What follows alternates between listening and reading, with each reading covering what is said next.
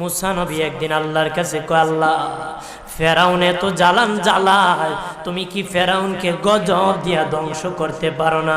আমার আল্লাহ কয়, মুসা আমি ফেরাউনকে 4টা কারণে গজব দেই না। কয় কারণে? ফেরাউনকে 4টা কারণে গজব দেই না। 1 নম্বর কারণ হলো রে মুসা, সারাদিন ফেরাউন বলে আমি খোদা, আর রাত যখন হয়ে যায় জঙ্গলে যায় করলাম আমি জানি তুমি খোদা, আমি খোদা না, কিন্তু আমারে মানুষ খোদা কইলে ভালো লাগে, খোদা কইলে ভালো লাগে।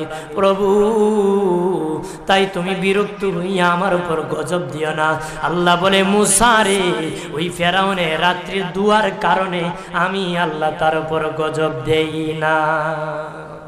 2 নম্বর কারণ হলো, আরে মুসা তোমার মুখে দাড়ি, ফেরাউনের মুখে দাড়ি, তোমার বরণের জুব্বা, ফেরাউনের বরণের জুব্বা, তোমার মাথায় পাগড়ি, ফেরাউনের মাথায় পাগড়ি। আমি যদি গজব দিই, জুব্বার বেজ্জতি হবে, পাগড়ির বেজ্জতি হবে, দাড়ির বেজ্জতি হবে। মুসা রে ওই জুব্বার পাগড়ির ইজ্জত রক্ষার কারণে আমি আল্লাহ ফেরাউনকে গজব দেই না। 3 নম্বর কারণ হলো, আল্লাহ বলেন মুসা রে মুসা 3 নম্বর কারণ হলো, ফেরাউনের বাড়িতে একটা এতিমখানা আছে, প্রতিদিন দুপুর বেলায় এতিমরা ফেরাউনের বাড়িতে মেহমানদারি করে।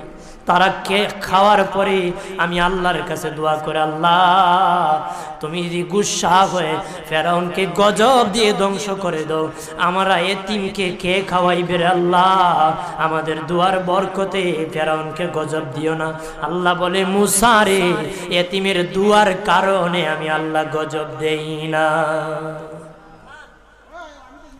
4 নম্বর কারণ, আল্লাহ বলেন মুসা ফেরাউনের একটা মাছ বিদ্ধ, হাঁটতে পারে না, ফেরাউন নিজ হাতে নিয়ে গোসল করায়, নিজ হাতে মায়ের শরীরে তৈল লাগায় দেয়, নিজ হাতে ফেরাউন খাওয়ায় দেয়।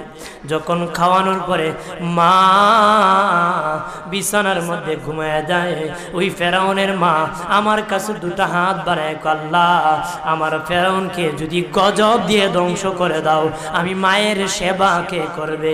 আল্লাহ বলেন, মুসা রে ফেরাউনের মায়ের দুয়ার কারণে আমি আল্লাহ গজব দেই না।